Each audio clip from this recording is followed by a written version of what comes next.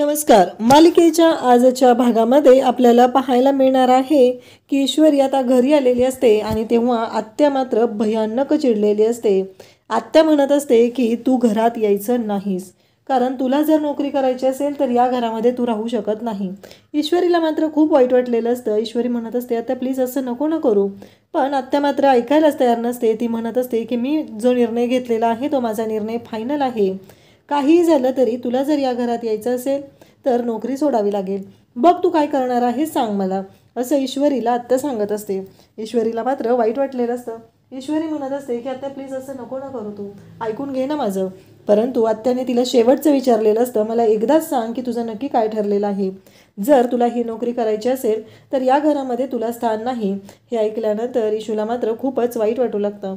ईशू म्हणत असते आत्या ऐकून घे ना, कारण ईश्वरीची काय बाजू आहे अजूनपर्यंत कोणालाच माहिती नाही. फक्त तिने नमूला सांगितलेलं आहे आणि नमूलाच ह्या गोष्टी माहिती आहेत. आत्याला सांगितल्या तर ह्या गोष्टी आत्याला पटणार नाहीत आणि हे सगळं तुझं नाटक चाललेलं आहे असं आत्याला वाटेल. असं म्हणत ईश्वरीने काहीच सांगितलेलं नसतं. इव्हन रात्री गोडाऊनमध्ये जी आग लागलेली होती त्याबद्दलही तिने आत्याला सांगितलेलं नव्हतं.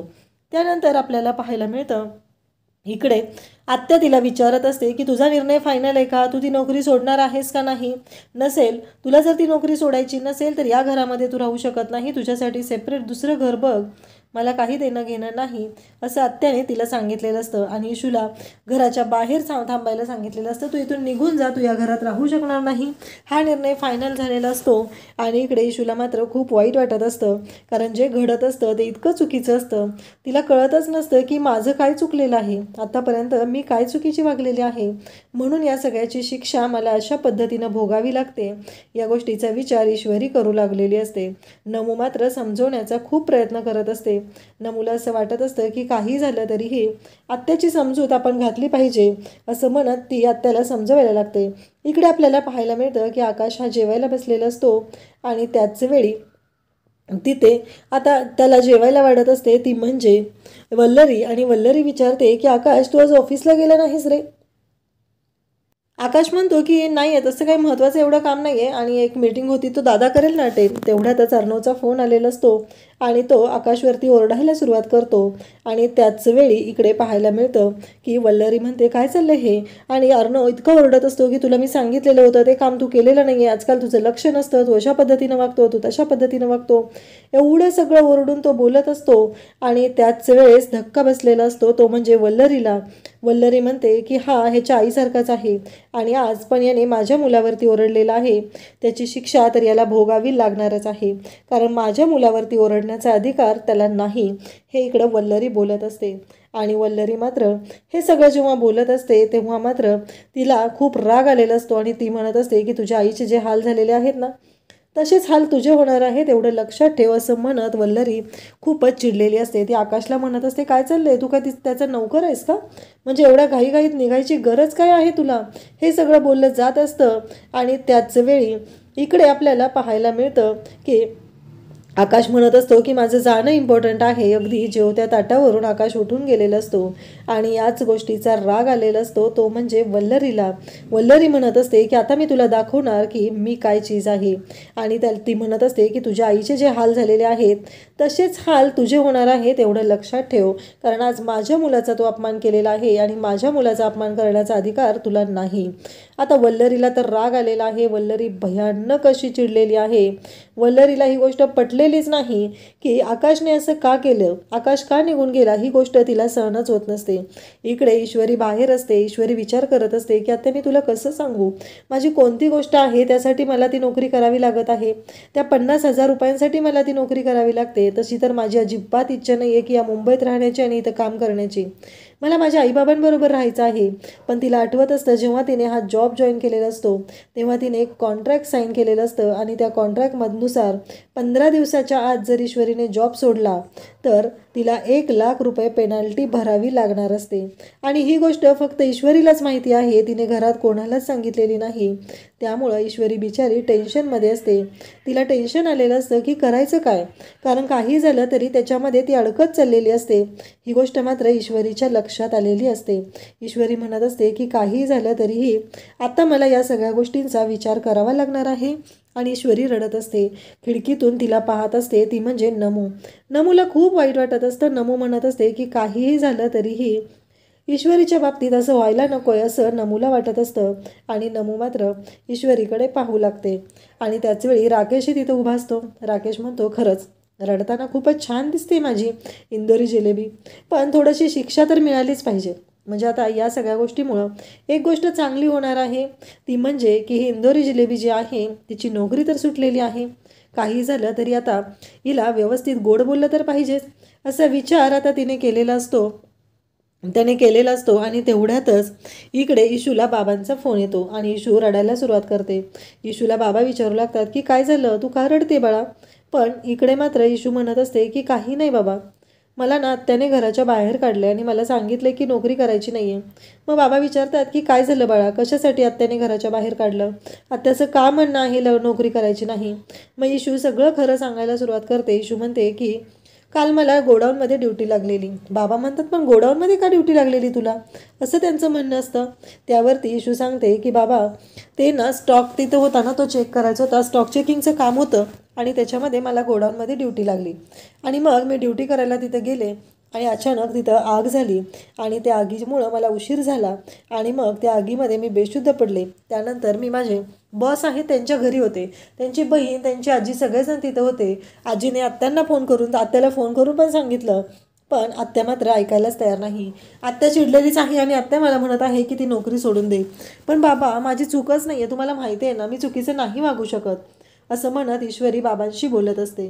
तेव्हा मात्र बाबा म्हणत असतात की हो बाळा, मला माहिती आहे तू चुकीचं नाही वागणार, परंतु जे झालेलं आहे त्यासाठी मी जयूशी बोलतो असं बाबा तिला सांगू लागतात. आणि त्याचवेळी बाबांनी ठरवलेलं असतं की काही झालं तरीही माझी मुलगी चुकणार नाही हा विश्वास त्यांना असतो. माझी इशू चुकू शकत नाही. इशूने सगळा घडलेला प्रकार बाबांना सांगितलेला असतो. आणि मग इकडे जयूचा मोबाईल वाचू लागतो. नमू म्हणत असते की आत्या, तुझा फोन वाजतोय ग. तेव्हा जयूच्या लक्षात येतं आणि मग इकडे नमू सांगते की बाबांचा फोन आलाय. जयू म्हणते की सांगितलंच ना रे हिनेच कॉल करून त्यांना, दादाला, की आत्याने मला घराच्या बाहेर काढलंय. तेव्हा तिला लगेचच बोलायला सुरुवात करतात, ते म्हणजे इशूचे बाबा. म्हणू लागतात की तू काय केलेस हे? इशूला घराच्या बाहेर का काढलेलं आहे सांग बरं मला, तिची काय चूक आहे? आणि त्याचबरोबर इकडे लक्षात ठेव, कारण मला सांग, तुला पटतं का एकटी मुलगी घराच्या बाहेर राहणं? आणि तू हे योग्य करतेस का? तेव्हा आत्या म्हणत असते की तुला नाही माहिती दादा तिनं काय केलेलं आहे. तेव्हा लगेचच इशूचे बाबा म्हणतात की मला माझ्या मुलीवर पूर्ण विश्वास आहे, कारण माझी मुलगी कधी चुकीची वागू शकत नाही हे मला माहिती आहे. हे बाबांचं बोलणं असतं. आणि त्याचवेळी ते म्हणतात की जा आत्ताच्या आत्ता तिला आत घे, आणि ती नोकरी करणार आहे हा शब्द माझा आहे, हा शब्द मी दिलेला आहे आणि त्यामुळं काहीही झालं तरीही ती नोकरी करणारच आहे. त्यामुळं तिला नोकरी करण्यापासून तू अडवू शकत नाही, हेही बाबांनी ठणकावून सांगितलेलं असतं. आणि तेच आता जयूची वाट लागते आणि त्याहीपेक्षा वाट लागते ती म्हणजे राकेशची. राकेश मात्र गोड गोड बोलायला आलेला असतो. राकेशला खूप भारी वाटत असतं का तर इशू रडत आहे या गोष्टीचा त्याला आनंदच झालेला असतो आणि तो तिच्याशी बोलायला आलेला असतो. परंतु त्याच्या लक्षात नसतं की तो तोंडावर पडणार आहे, कारण त्याला असं वाटत असतं की चला, मिस इंदोर फायनली आता माझ्या तालावर नाचणार आहे, माझ्याकडे येणार आहे.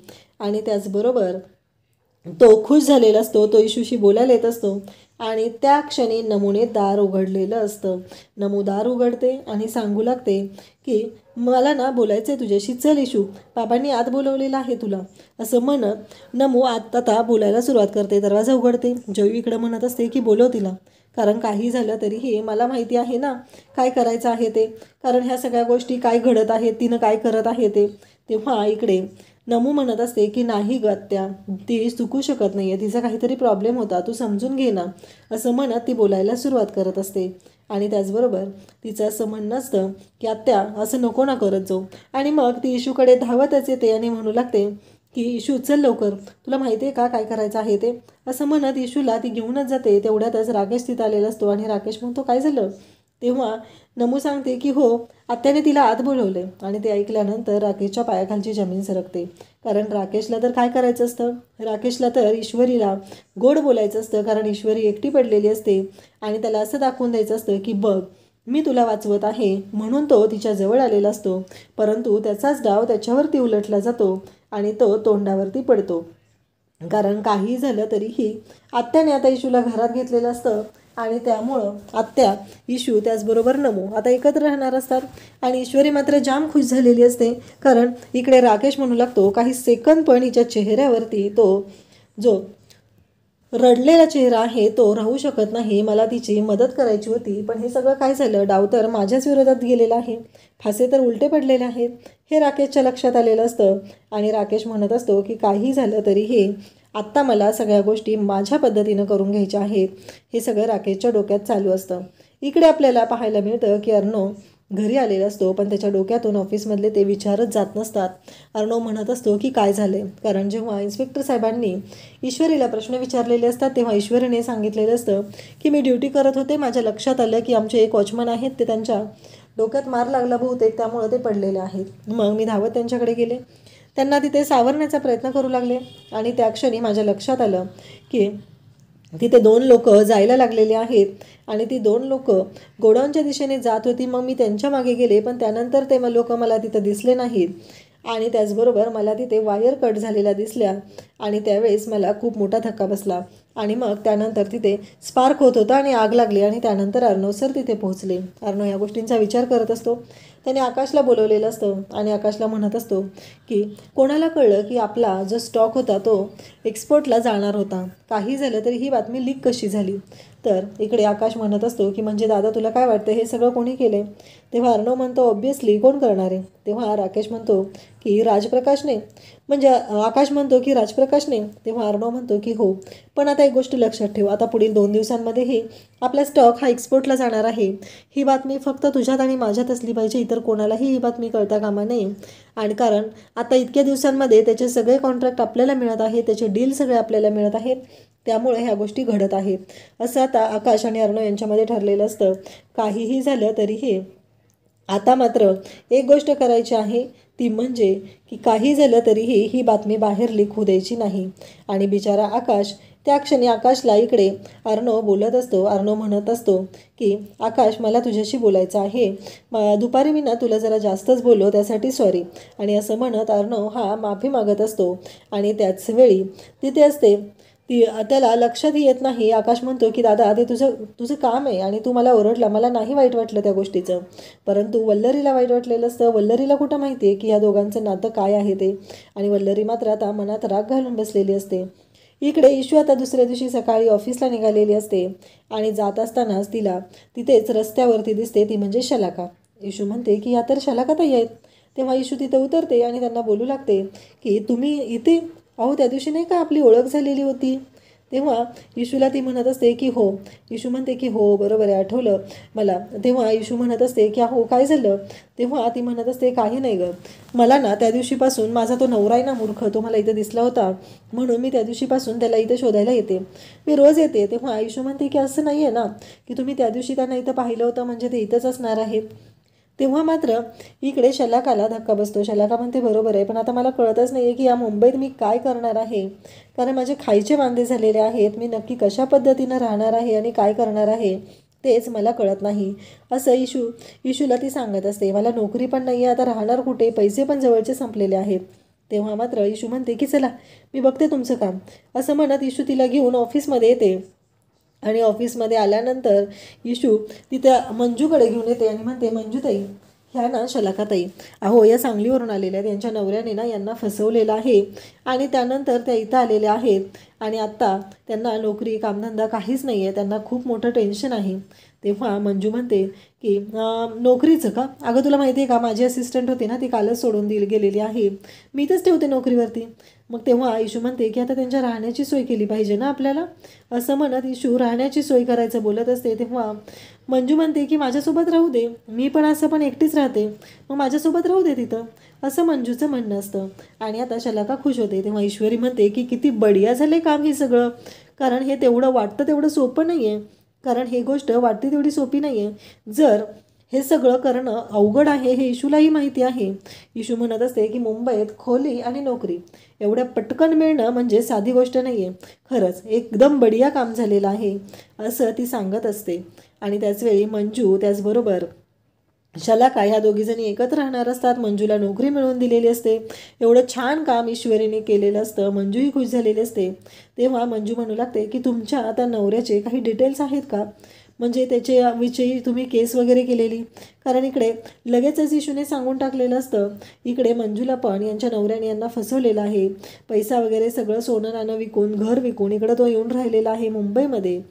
हे सगळं बोलणं तिने सांगितलेलं असतं. आणि त्यामुळं इकडे इशूबद्दल मंजूलाही छान आपुलकी वाटत असते. कारण या मुंबईसारख्या ठिकाणी ही मुलगी एवढ्या प्रेमाने वागत असते हे मंजूलाही दिसत असतं. तेव्हा ती म्हणते तुम्ही पोलीस कंप्लेंट केलेली फाईल वगैरे काही असेल, डॉक्युमेंट असतील तर ते द्या मला. कारण माझ्या ओळखीचे जे वकील आहेत ना ते गरिबांना मदत करतात. आपण त्यांच्याकडे जाऊया, त्यांची भेट घेऊया आणि मग तुमचं काम होऊन जाईल, असं ईश्वरी तिला सांगत असते. तेव्हा मग लगेच शलाका म्हणते हो माझ्याकडे एक फाईल आहे, ती फाईल मी देते. असं म्हणत शलाका ती फाईल आता देऊ लागते. आणि ती फाईल जेव्हा इशूला ती देते तेव्हा मात्र इशूला भारी वाटत असतं. कारण इशू जे करत असते ते खूपच जबरदस्त असतं. तेवढ्यातच फाईलवरून इशूला आठवतं की मला गेलं पाहिजे, मला सरांच्या सह्या घ्यायच्या आहेत. असं म्हणत ती धावत जाऊ लागते. आणि आता शलाकाला तर नोकरी मिळवून दिलेली असते. पण आता शलाका मुंबईतच राहणार ही गोष्ट मात्र पक्की झालेली असते. आणि त्यामुळं राकेशची वाट लागणार असते. त्यानंतर आपल्याला पाहायला मिळतं अचानक अर्णवच्या ऑफिसमध्ये आलेली असते ती म्हणजे अंजली. तो म्हणत असतो की एवढं काही ग ताई, एवढा त्रास करून घ्यायची काही गरज आहे का, पुढचं शेड्यूल काय आहे. ती म्हणते की इथून मी मंदिरात जाणार आणि मग घरी जाणार. म्हणलं जाता जाता माझ्या भावाकडे डोकावून जावं नक्की काय चाललेलं आहे त्याचं. ते याच्यावरती अर्णव तिला म्हणत असतो की काय चालणार आहे. तेव्हा ती म्हणत असते की कसं आहे माहिती आहे का, त्यासाठीच तर मला यावं लागतं ना, काहीतरी चाललं असतं तर बरं वाटलं असतं, असं ती बोलत असते. आणि ते दोघंजण बोलत असतात. तेवढ्यातच ईश्वरी तिथं आलेली असते. आणि ईश्वरी मात्र अंजलीला पाहून जाम खुश होते. अंजलीलाही खूप आनंद झालेला असतो. ईश्वरी म्हणते की अंजली ताई तुम्ही इथे. आणि अर्णव रागानेच इशूकडे पाहत असतो. तेव्हा इशू त्याच्याकडे पाहत असते आणि शांत होते. कारण आता ऑफिस टाईम आहे, ऑफिस अवर्समध्ये पर्सनल गोष्टी नाही असं अर्णवचं म्हणणं आहे. आणि त्यामुळंच इशू शांत झालेली असते. तेव्हा अंजली म्हणते की काय ईश्वरी मग सगळं काम व्यवस्थित चालू आहे ना. तेव्हा ईश्वरी म्हणते की हो. ईश्वरी मात्र जाम खुश असते. ईश्वरीला भारी वाटत असतं. अर्णव तिच्याकडे पाहत असतो. ईश्वरी म्हणते की सर मला तुमच्या या फाईलवरती सह्या हव्या होत्या. आणि मग अर्णव तिला पेन मागतो. मग अर्णवला ती पेन पण देते. अर्णव सह्या करू लागतो. आणि ईश्वरी मात्र पाहतच असते. अंजली ही ईश्वरीकडे पाहत असते. त्यानंतर अर्णव ईश्वरीकडे पाहत असतो. अंजलीला खूप छान वाटत असतं ईश्वरीला भेटून. खूप आनंदही झालेला असतो तिला. कारण त्या दोघींचं बॉन्डिंग मात्र खूप छान असतं. त्याचबरोबर इकडे आता इशूच्या डोक्यात एकच गोष्ट सुरू असते ती म्हणजे माघी गणेश जयंती. माघी गणेश उत्सव साजरा करायचा हे तिच्या डोक्यात असतं. त्यानंतर दोघीजणी आता कॅफेटेरियामध्ये जातात आणि तिथे बोलत बसलेल्या असतात. त्याचवेळी आपल्याला पाहायला मिळतं ते म्हणजे अंजली आणि ईश्वरी बोलत असतात. तेव्हा अंजलीला ईश्वरी सांगत असते की मला ना एक गोष्ट बोलायची आहे. ती म्हणजे आपल्या ऑफिसमध्ये जर गणेश जयंती साजरी झाली तर म्हणजे किती भारी होईल ना, किती चांगल्या गोष्टी आहेत ना ह्या, असं बोलणं सुरू असतं. आणि त्याचबरोबर इकडे त्या दोघींचं बोलणं ऐकते ती म्हणजे लावण्याला या गोष्टीचा खूप राग असतो. तिला ह्या गोष्टी अजिबात आवडत नसतात. आणि मग या दोघींचं बोलणं ऐकून ती धावतच जाऊ लागते. आणि ती येते ती म्हणजे अर्णवकडे आणि अर्णवला सांगू लागते की काही झालं तरीही आता ऑफिसमध्ये ही माघी गणेश जयंती साजरी होऊ द्यायची नाही, एवढंच अर्णवने ठरवलेलं असतं. आणि लावण्य तिथे येते आणि सांगू लागते की अर्णव माघी गणेश जयंती साजरी करण्याबद्दल बोललं जात आहे. हे ऐकल्यानंतर अर्णवला तिथे तो विचारतो की तुला कोणी सांगितलं, हे तुला कसं कळलेलं आहे. आणि त्यावरती ती म्हणत असते की ती मिस इंदोर ती करणार आहे माघीचे गणेश जयंती साजरी. हे ऐकल्यानंतर मात्र धक्का बसलेला असतो. अर्णव म्हणत असतो की काही झालं तरीही अर्णव राजशिर्केच्या ऑफिसमध्ये माघी गणेश जयंती साजरी होणार नाही. हे सगळं बोलणं चालू असतं. आणि त्याच वेळी इकडे आपल्याला पाहायला मिळतं ते म्हणजे अर्णवचे कान भरण्यामध्ये आता लावण्या यशस्वी तर झालेली असते. पण इकडे ईश्वरीने अंजलीची मदत घेतलेली आहे. आणि ती अर्णवचा होकार कसा मिळवणार हे आपल्याला पुढे पाहायला मिळणार आहे. अशाच अपडेटसाठी चॅनलला सबस्क्राईब करा. थँक्यू.